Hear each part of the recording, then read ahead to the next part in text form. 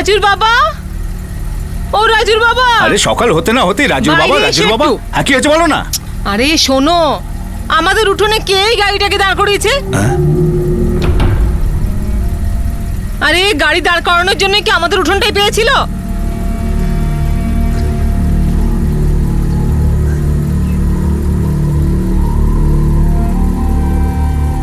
ইঞ্জিনটাও তো চালু রয়েছে, ভিতরে ড্রাইভার নেই, ব্যাপারটা কি?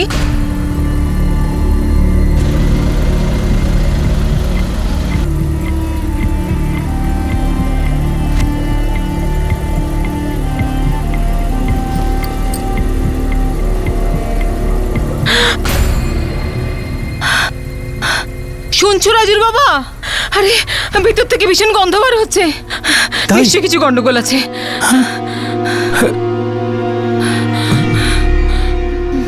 স্যার, ইনোভা গাড়িটা তো আমাদের উঠোনে পড়ে রয়েছে।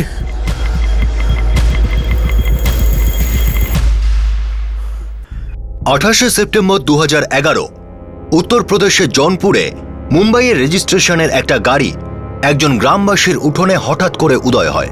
গাড়ির ইঞ্জিন অন রয়েছে, এসি অন রয়েছে, আর গাড়ির ভিতর থেকে ভীষণ দুর্গন্ধ বেরোচ্ছে। কি ছিল এই গাড়ির ভিতরে আর কোথা থেকে এলো এই গাড়িটা? একজন মানুষই এই দুটো প্রশ্নের উত্তর জানত, আর সে হলো চরণ, সেই গ্রামবাসী যার উঠোন থেকে এই গাড়িটা পাওয়া গিয়েছিল।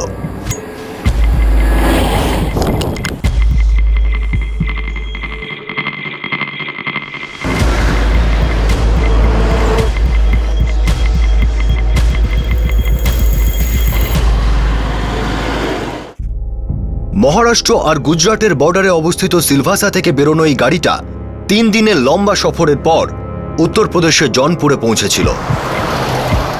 এই গাড়িটার অদ্ভুত ঘটনা 3 দিন আগে শুরু হয়েছিল মুম্বাইতে।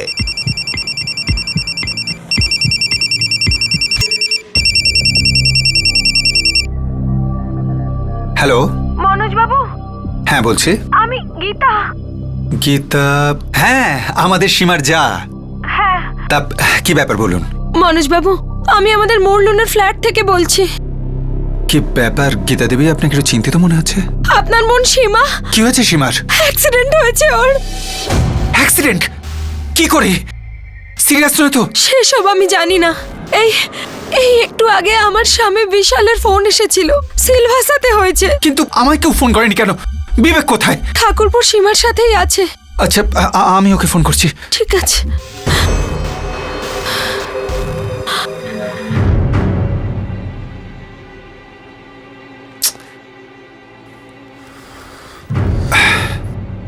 কি হয়েছে গো? আমাদের সীমার অ্যাক্সিডেন্ট হয়ে গেছে। কি? কবে? কোথায়? আর বিবেক কোথায়? সিলভাসাতে। একটু আগে ওর যা গীতা ফোন করেছিল, বিবেক ওর সাথেই আছে। ফোনটা ট্রাই করো। আশ্চর্য ব্যাপার, কারো ফোন লাগছেই না, না বিবেকের না সীমার ভাসুরের, কারণ না ওর শ্বশুর শাশুড়ি বাড়ির সবার ফোন সুইচ অফ রয়েছে। শোনো না, আমার না কিছু ঠিক মনে হচ্ছে না। তুমি একটা কাজ করো, ওদের মুন্ডানের ফ্ল্যাটে এক্ষুনি যাও না। হতে পারে যে সীমার যা গীতা মিথ্যে কথা বলছে।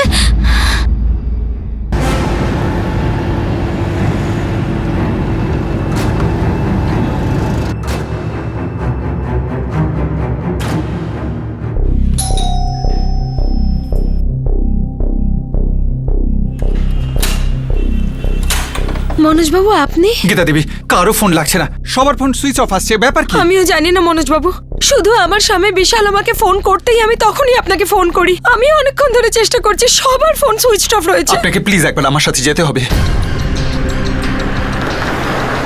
মনোজবাবু, উনি যখন ফোন করেন আমারও অদ্ভুত লেগেছিল। কটার সময় করেছিল? 10:15 নাগাদ। গীতা, গীতা একটা খারাপ খবর। কি হয়েছে বিশাল? তুমি ঠিক আছো তো? গীতা সীমার অ্যাক্সিডেন্ট হয়েছে আর ওর খুব খারাপ অবস্থা। কি করে হলো? তোমরা সবাই ঠিক আছো তো? মা, বাবা, ঠাকুরপো আর তুমি? বাকি সব তো ঠিক আছে, শুধু সীমারই খুব খারাপ অবস্থা। আচ্ছা, আমি তোমাকে পরে কল করছি। তোমার স্বামী বিশাল তোমায় ফোন করলো, ডিটেলে কিছু বললো না।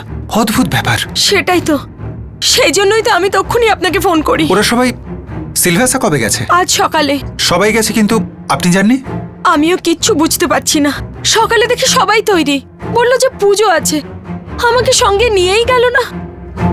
আমার তখনই বোঝা উচিত ছিল কিছু না কিছু একটা ব্যাপার আছে। কিছু তো একটা গন্ডগোল আছেই। কি পুজো যেটাতে আমি থাকবো না? গোটা পরিবার যাচ্ছে, আমি কেন যাব না? একই দিনে তো ব্যাপার গীতা, কালকে তো চলে আসবো। আর পূজা ফ্যাক্টরিতে। ঠাকুরপো সীমাকে সাথে নিয়ে যাচ্ছেন। কিন্তু আমি তোমাকেই নিয়ে যাচ্ছি না। এখন ঝগড়া করো না, আর কথাটাকে বোঝার চেষ্টা করো। কি বোঝার চেষ্টা করব? আর কেন? বৌদি যাচ্ছে না, ব্যাস। আর তোমার চিন্তা করার কোনো দরকার নেই সীমা। চিন্তার কথা নয় বিবেক, অদ্ভুত লাগছে। এমন নয় যে গীতা বৌদি আমাদের সাথে যেতে চান না, ওই ভাসুর ঠাকুরই ওনাকে আমাদের সাথে যেতে দিচ্ছেন না। আরে সীমা, আমি তো তোমাকে নিয়ে যাচ্ছি না। এর থেকে বেশি তোমায় আর কিছু ভাবতে হবে না, বুঝলে? এখন টাইম অনেক হয়ে গেছে, আমাদের বেরোনো উচিত। গীতা হয়তো কোনো ঝামেলা শুরু করে দিয়েছে। মনে হচ্ছে বিশাল সামলাতে পারছে না। লীলা, তুমি গিয়ে দেখো তো। হ্যাঁ, যাচ্ছি।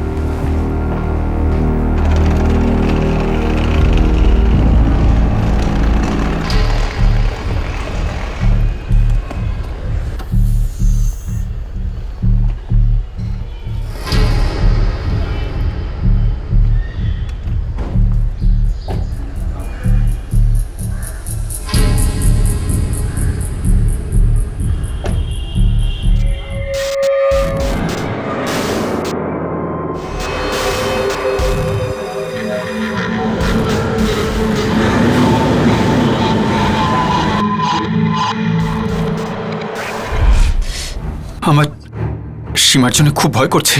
আমারও। বিশাল শুধু বলল যে অ্যাক্সিডেন্ট হয়েছে, কিন্তু এটা বলল না যে কখন হয়েছে, কি করে হয়েছে, কিছু বললই না।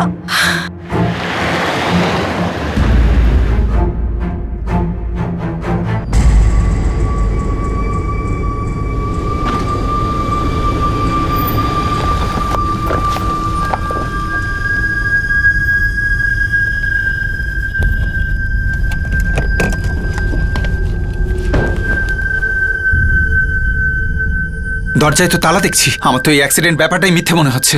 এখন কি করবেন? সীমা আপনার ছোট বোন হয়, আগে হ্যাঁ আর আপনি সীমার যা হন। স্যার, সীমার শ্বশুরের সিলভাসতে ফ্যাক্টরি আছে বিকে বেল্টিং এর নামে। মেশিনারির বেল্ট তৈরি হয়। স্যার, নামটা শোনা। এটা সিলভাসা ইন্ডাস্ট্রিয়াল ইস্টেটে। হ্যাঁ ওটাই। আমরা সবাই, আমার শ্বশুর শাশুড়ি, আমার স্বামী বিশাল, আমি, আমার দেওর বিবেক আর সীমা, আমরা মুম্বাইতে সবাই একসাথে থাকি মুরলুনে। সিলভাসাতে যাওয়া আসা করা হয়? আগে বাবা, বিশাল আর বিবেক তো প্রায়ই যাতায়াত করেন, কিন্তু আমরা মহিলারা খুব কম। পুজোতে আপনার শাশুড়ি আর ছোট জায়গায় গিয়েছেন, আপনাকে সঙ্গে নেননি? আগে হ্যাঁ। আর তারপর রাতে বিশাল ফোন করে বলে যে সীমার অ্যাক্সিডেন্ট হয়েছে। আর স্যার, সীমার স্বামী বিবেক কিন্তু আমায় ফোন করেনি। আমি সীমার একমাত্র দাদা হই। আমাকে তো গীতা দেবী ফোন করে বললেন। ইন্সপেক্টর সাহেব, নিশ্চয়ই কিছু গন্ডগোল আছে। হাইওয়ে পেট্রোলে অ্যাক্সিডেন্টের জন্য সমস্ত রিপোর্ট চেক করো, সব হসপিটালগুলো চেক করো, আর আজকে সমস্ত কেস ভালো করে দেখো। Yes sir. স্যার, এটা সীমার ছবি।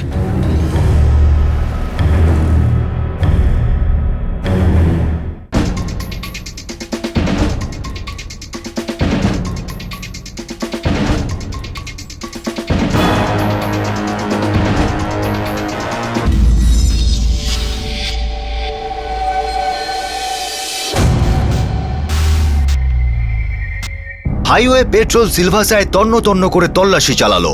শহরের প্রত্যেকটা হসপিটাল আর নার্সিংহোমে ফোন করা হলো, কিন্তু কোথা থেকেও কোনো রকম অ্যাক্সিডেন্টের খবর এলো না। সীমার দাদা মনোজ আর জ্যাঠুতো বোন গীতার সন্দেহ সঠিক প্রমাণিত হচ্ছিল। এই ঘটনাটা সত্যি সন্দেহজনক ছিল, কিন্তু ওনারা নিজেদের আশঙ্কার মূলটা ধরতে পারছিলেন না। রাত শেষ হয়ে আসছিল।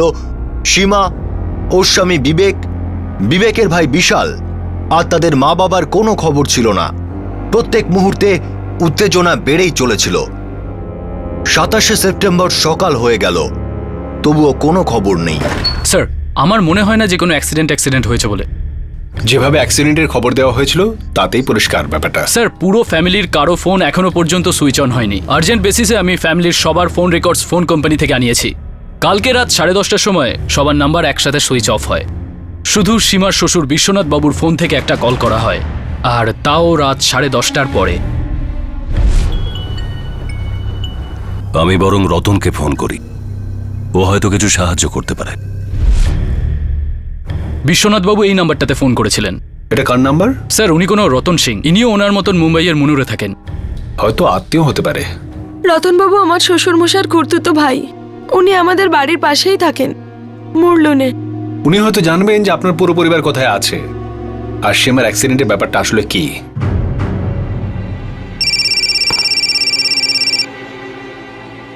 হ্যালো, রতন সিং বলছেন? আগে হ্যাঁ বলছি। আপনার খুড়তুতো ভাই বিশ্বনাথ সিং গতকাল রাত 11:30টার পর আপনাকে ফোন করেছিলেন? বিশ্বনাথ? না, না করেনি তো। কিন্তু ব্যাপারটা কি? আপনি কে বলছেন? আমি সিলভাসা থেকে পুলিশ ইন্সপেক্টর অধিকারী বলছি। আর আপনি মিথ্যে কথা বলছেন। কিন্তু সত্যিটাকে বার করা আমাদের কাজ।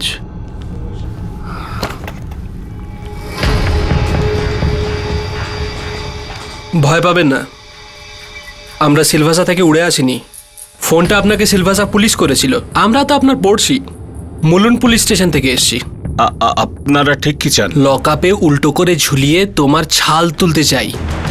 এখন আপাতত একটা প্রশ্নের উত্তর দিন, কাল রাতে কি বিশ্বনাথ সিং কল করেছিল? এসবেতে আমার কোনো হাত নেই। হ্যাঁ, বিশ্বনাথ দা আমায় ফোন করেছিলেন।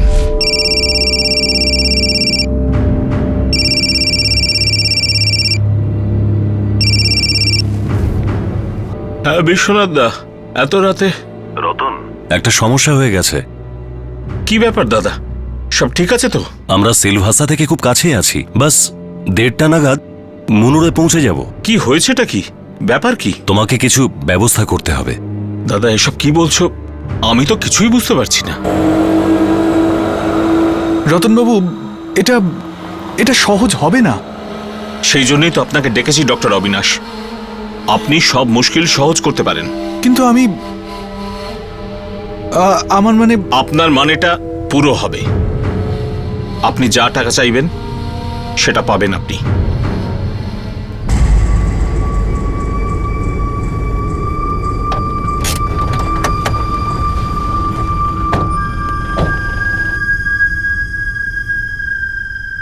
সবার মোবাইল অফ আছে?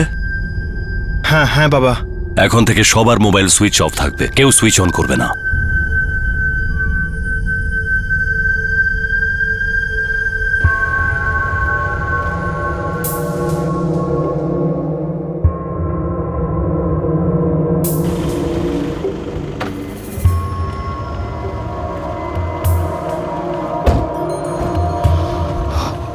দাদা, ইনি ডাক্তার অবিনাশ।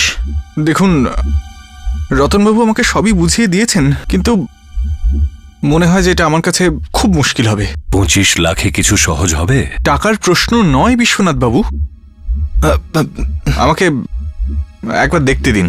আসুন আসুন।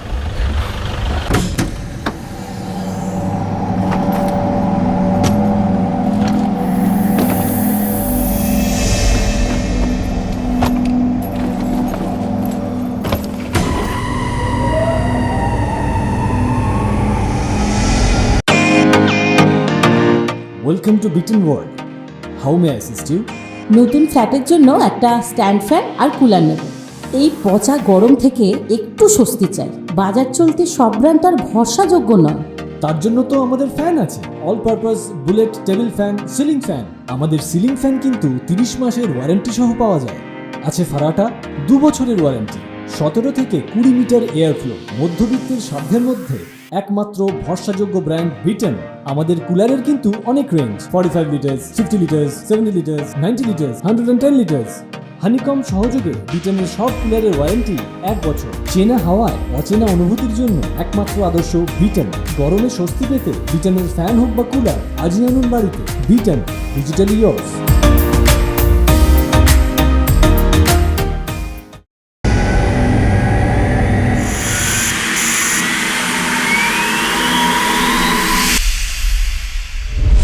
বিশ্বনাথ দাদার লাশটার ব্যবস্থা করার জন্য আমার সাহায্যের প্রয়োজন ছিল।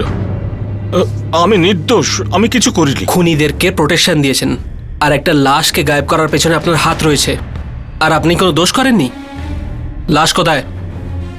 এখানে নেই।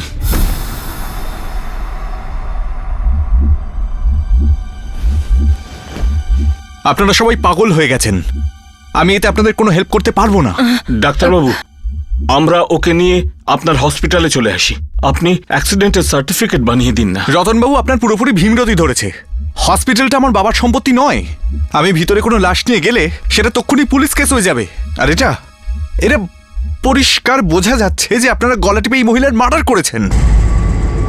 এটা যদি অ্যাক্সিডেন্ট কেস হয় তাহলে আমি ডাক্তারি ছেড়ে দেব। 35 লাখ? রতনবাবু, এটা কিরকম অসভ্যতা? আচ্ছা ছাড়ুন, 40 লাখ। 15 মিনিটের মধ্যে যদি আপনি আমাকে হসপিটালে না ছাড়েন তাহলে আমি এখান থেকে সোজা পুলিশ স্টেশন যাব। And I mean it.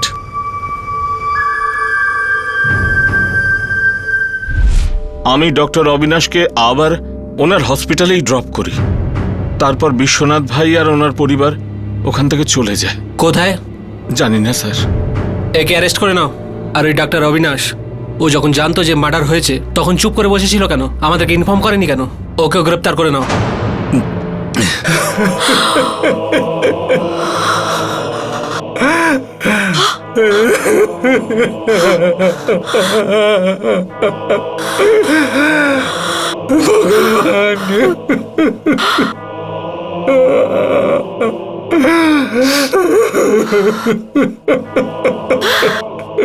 I am sorry mister Manoj,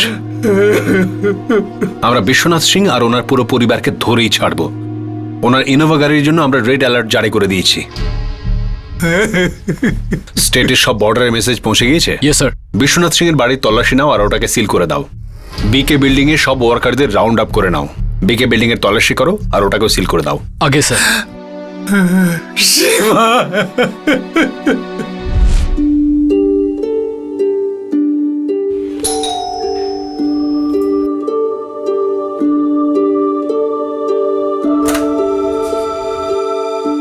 নমস্কার লীলা দেবী।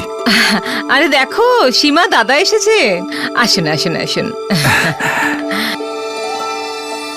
আরে ভাই মনোজ, তুমি সবসময় এরকম উপহার কেন নিয়ে আসো? এরকম লজ্জায় ফেলে দাও কেন? না না বিশ্বনাথ বাবু, সেরকম কোনো ব্যাপার না। আপনারা আমার বোনকে এত ভালোবাসা দিয়েছেন, তার কাছে এগুলো কিছুই না। এবার তোমরা ভাই বোন বসে মন খুলে কথা বলো। আমার কাজে যেতে হবে তো, দেরি হয়ে যাচ্ছে আমার। নমস্কার। ওয়াও দাদা, তোমার চয়েস সব সময় টপই হয়। কার দাদা দেখতে হবে তো। আমাদের জামাই কোথায়? আজকাল তোমার জামাইবাবুর পালোয়ান হওয়ার শখ হয়েছে, জিমে গেছে। Very good.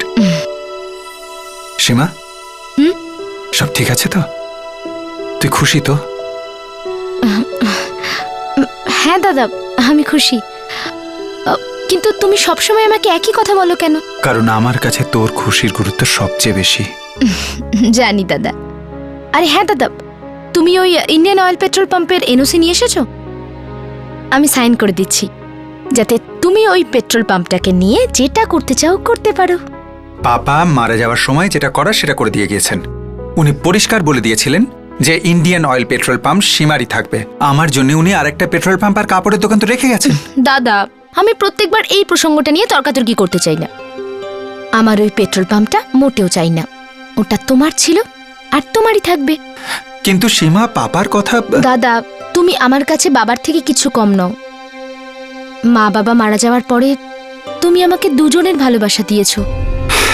আর এমনিতেও এই বাড়িতে ভগবানের দেয়া সব কিছুই আছে। আমার পেট্রোল পাম্পের কোনো প্রয়োজন নেই। আর হ্যাঁ, পরের বার আসার সময় যদি এনওসি না নিয়ে আসো তাহলে আমি তোমার সাথে কথাই বলবো না। খুব জেদি তাই না? কোনোদিন শুধরবি না। পরের বার এনওসি না আনলে আড়ি। আরে আরে মনোজদা, কেমন আছো তুমি? আমি ভালো আছি, তুমি কেমন আছো? খুব ভালো।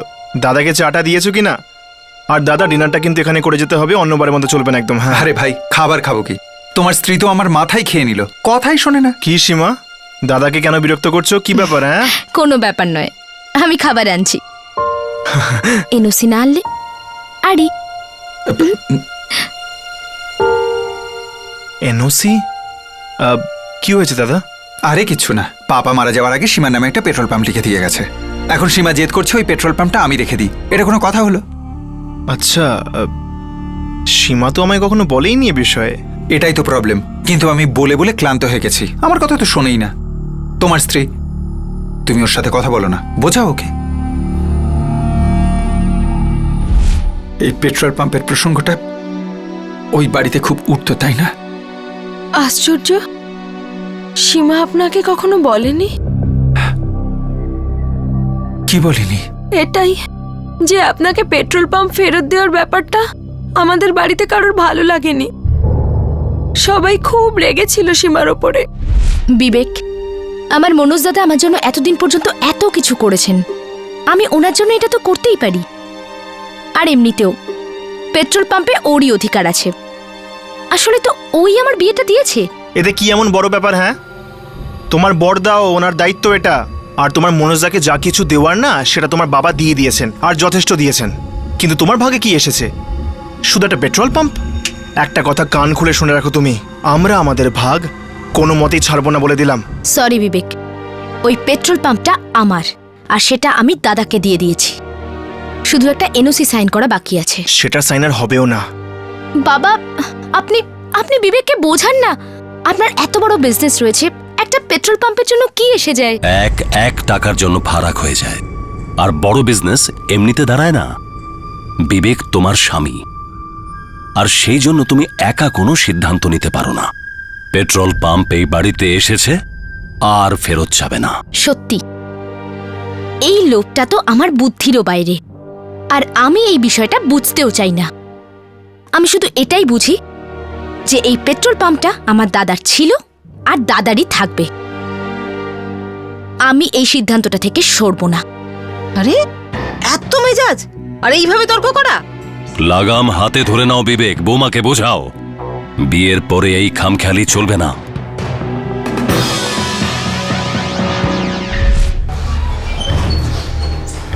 অনেক জিজ্ঞাসাবাদ করেছি মিস্টার মনোজ, কিন্তু এখনো পর্যন্ত মাত্র একটাই তথ্য জানা গিয়েছে। কি ইন্সপেক্টর? ফ্যাক্টরির ম্যানেজার আর রতন দুজনেই বলছেন যে বিশ্বনাথ বাবু আর তার পরিবার ইউপির জৌনপুরে থেকে বিলং করেন। হতে পারে ওনারা জৌনপুরের দিকে গিয়ে থাকবেন। আর সেলফোন এখনো পর্যন্ত সুইচ অফ। আর আমরা সব রাস্তা ট্র্যাক করে নিয়েছি যেগুলো দিয়ে ওনারা জৌনপুর যেতে পারে। আসলে আমার পাপাও জৌনপুরেরই ছিলেন, কিন্তু এখন ওখানে আমাদের আর কেউ নেই।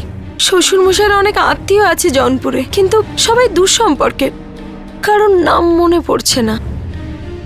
বিশ্বনাথের সব ফোন কলের রেকর্ড স্ক্যান করে নাও, দেখো জৌনপুরে কোনো নাম্বার পাও কিনা। ইয়েস স্যার, আর জৌনপুর পুলিশকেও ইনফর্ম করে দিচ্ছে। জানি না লাশটাকে লোকগুলো কি করেছে।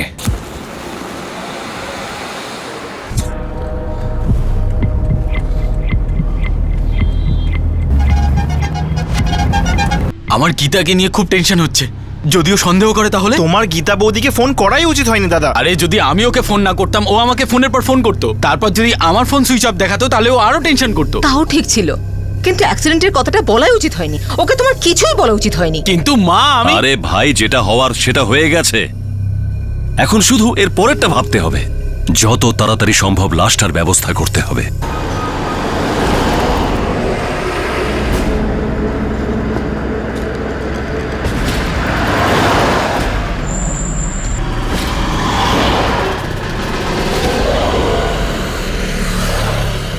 সীমার লাশ 4টে রাজ্য আর বহু শহরের উপর দিয়ে যায়।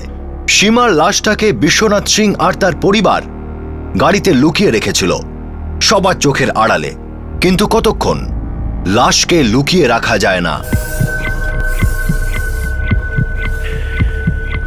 দাদা, স্প্রে আরেকটু করো, এত দুর্গন্ধ সহ্য হচ্ছে না, এটুকু যথেষ্ট নয়। মনে হয় স্প্রে শেষ হয়ে গেছে।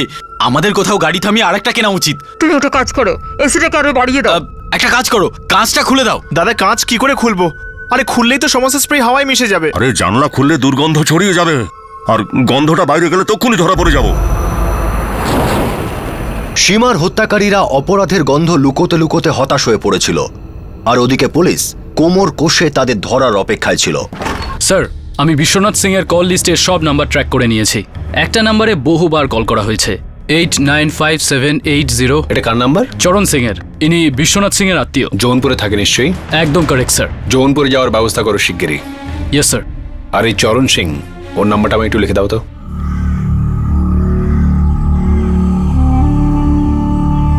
হরি দিন তো গেল, সন্ধ্যা হলো, পার করো। আরে ও রাজুর বাবা, আরে শোনো না, তোমার জন্য ফোন আছে। পুলিশের লোক তোমার সঙ্গে কথা বলতে চায়।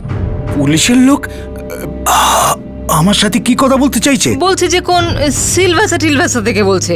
সিলভাসা? নিজেই বলে যাচ্ছে। হ্যালো, সিলভাসা পুলিশ স্টেশন থেকে ইন্সপেক্টর অধিকারী বলছি। কি ব্যাপার স্যার? মুম্বাইয়ের বিশ্বনাথ বাবু কে হন আপনার? উনি তো আমার মামির বোনের ছেলে হন। গত দুদিনে ওনার সঙ্গে ফোনে কথা হয়েছে? আজ্ঞে না, কিন্তু স্যার সবকিছু ঠিক আছে তো? গঙ্গা মায়ের দিব্যি খেয়ে বলছি স্যার, আমি কিচ্ছু জানি না।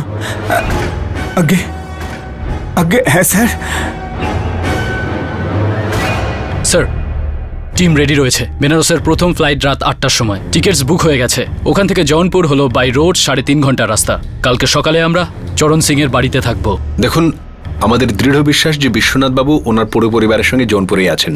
লুকোনোর জন্য ওনাদের কাছে আর কোনো জায়গা নেই। ইন্সপেক্টর বাবু, আমি আপনার সাথে যাব। আপনি যদি এখানে থেকে অপেক্ষা করেন তাহলে সেটা বেশি ভালো হবে। আমরা আপনার বোনের খুনিদের সঙ্গে নিয়েই ফিরে আসবো।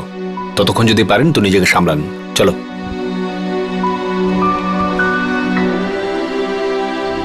কেন শুনলাম আমি সীমার কথা? আমার ওর কথা শোনা উচিতই ছিল না।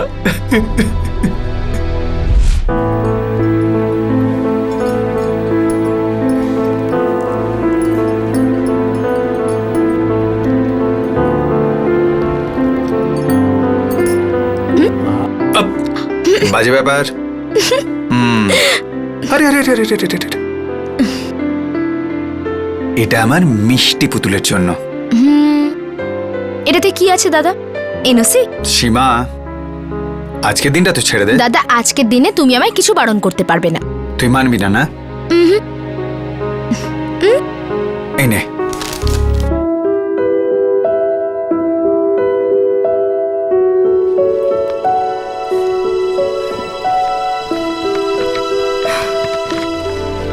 আজকে আমার মন হালকা হয়ে গেল দাদা। আর আমার ভার হয়ে গেল। এটা ভুল সীমা। আমার কাছে তো সবকিছু আছে, কোনো জিনিসের অভাব নেই। শুধু একটা পেট্রোল পাম্পের জন্য আমার কিচ্ছু যাবে আসবে না। কিন্তু এটা তোমায় ফেরত দেওয়াতে আমার অনেক কিছু এসে যায় দাদা। হয়তো তুমি সেটা বুঝতেও পারবে না। ও দুঃখী ছিল, আর আমি ওর যন্ত্রণাটাই বুঝতে পারিনি। আরে ওই শালাদের পেট্রোল পাম্পের এত লোভ ছিল তো একবার আমাকেই তো বলতে পারতো, আমি তখনই ওদের নামে করে দিতাম। মনোজ বাবু, আমি জানতাম যে পেট্রোল পাম্পটা নিয়ে বাড়িতে অনেক কথা হচ্ছে, কিন্তু আমি সত্যি বলছি, আমি আন্দাজও করতে পারিনি যে এই সব ভাবা হচ্ছে। ব্যাপারটা এত দূর অবধি করাবে। আমার তো এই ফ্যাক্টরি পুজোর ব্যাপারটাতে প্রথম থেকেই সন্দেহ ছিল, কিন্তু কিন্তু বুঝতে পারিনি যে কি করবে। আজ পর্যন্ত ওরা সিলভাসা ফ্যাক্টরিতে কখনো কোনো পুজো করায়নি। আর তাছাড়া আমাকে সঙ্গে করে নিয়ে গেলই না। আমিও কত বড় মূর্খ, কেন চুপ করে থাকলাম? আপনাকে যদি আগেই একটা ফোন করে দিতাম তাহলে সীমা প্রাণে বেঁচে যেত।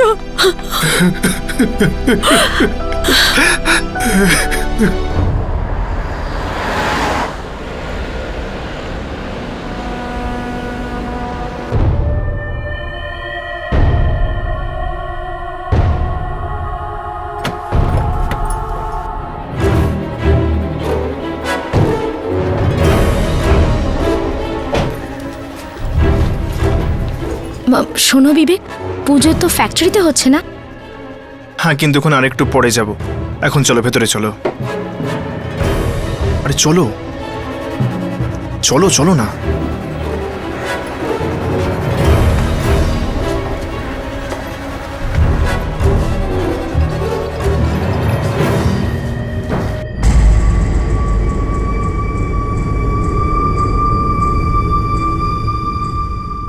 এটা কি হচ্ছে বিবেক?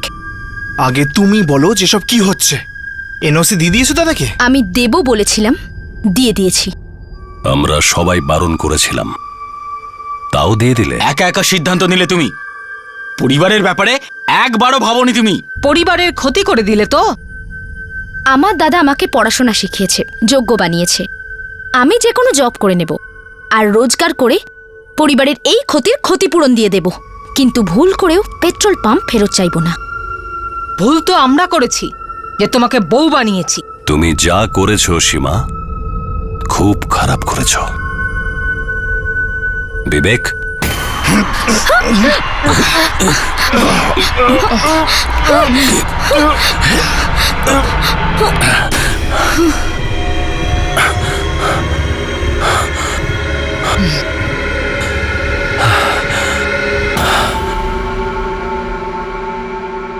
যখন লাশের ব্যবস্থা হবে আসলে তারপর সবার চাপ কমবে।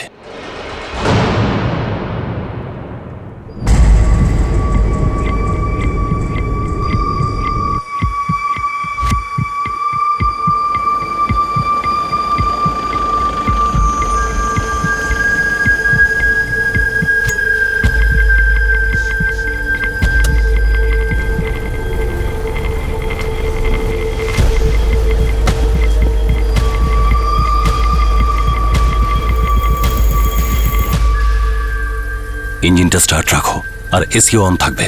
দুর্গন্ধ হাওয়াতে ছড়িয়ে পড়ার আগে আমরাও হাওয়া হয়ে যাই, ঠিক আছে? এসো।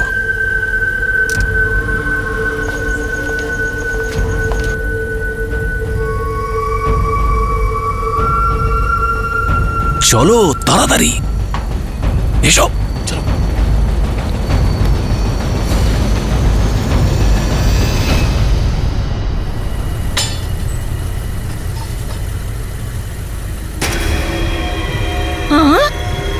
হে ভগবান,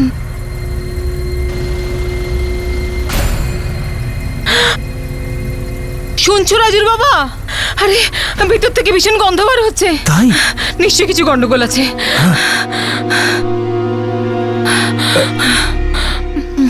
স্যার, ওই ইনোভা গাড়িটা তো আমাদের উঠোনে পড়ে রয়েছে।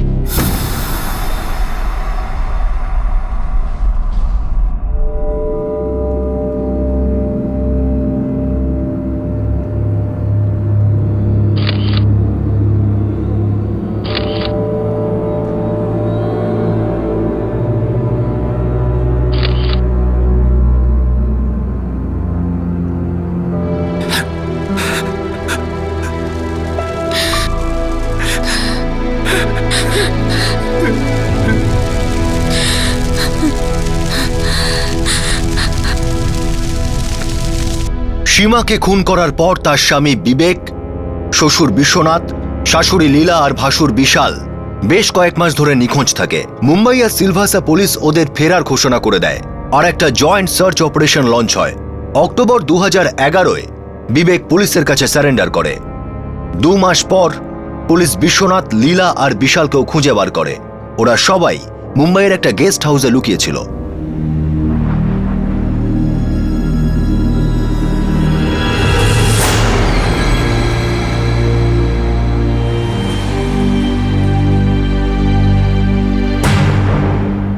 পুলিশ এখন এই কেসের চার্জশিট তৈরি করছে এবং আশা করা যায় যে এই কেস খুব শীঘ্রই কোর্টে পেশ করা হবে। এই কেসের আরও একটা দিক রয়েছে যেটাকে দর্শকদের দেখানোটা আমরা ঠিক মনে করিনি, তাই সেটাকে দেখানো হয়নি। সীমা আর বিবেকের 1.5 বছরের একটা বাচ্চা আছে, সেই বাচ্চাটাকেও সাথে নেওয়া হয়েছিল। আর সীমাকে খুনের সময়ও সেই বাচ্চাটা ওই ঘরেই উপস্থিত ছিল। কি বলবেন এই বন্যদের? লালসার গন্ধ ওদের ভিতরকার সব মনুষ্যত্বকে অচেতন করে দিয়েছিল। খুব ভালো বিজনেস থাকা সত্ত্বেও একটা পেট্রোল পাম্প পাওয়ার লোভে ওনারা নিজেদের পরিবারেরই একজন সদস্যকে খুন করে দিল আর তারপর তার লাশ গায়েব করার জন্যে লাখ টাকা খরচ করতেও রাজি। 4 রাজ্যে নিজেদের অপরাধে দুর্গন্ধ ছড়িয়ে শেষ পর্যন্ত এরা ধরা পড়ল। সীমা আর বিবেকের সন্তান আপাতত সীমার দাদা মনোজের রক্ষণাবেক্ষণে আছে। আজকের এই কেসটা লালসার ঘটনা, এমন একটা লোভ যেটা মানুষের ভিতরে ভূত হয়ে ঢুকে হিংস্রতার জন্ম নেয়, আর হিংস্রতা জন্ম দেয় অপরাধের। আপনাদের সাথে আবার দেখা হবে, ততক্ষণ নিজের খেয়াল রাখবেন, সুরক্ষিত থাকবেন। জয় হিন্দ।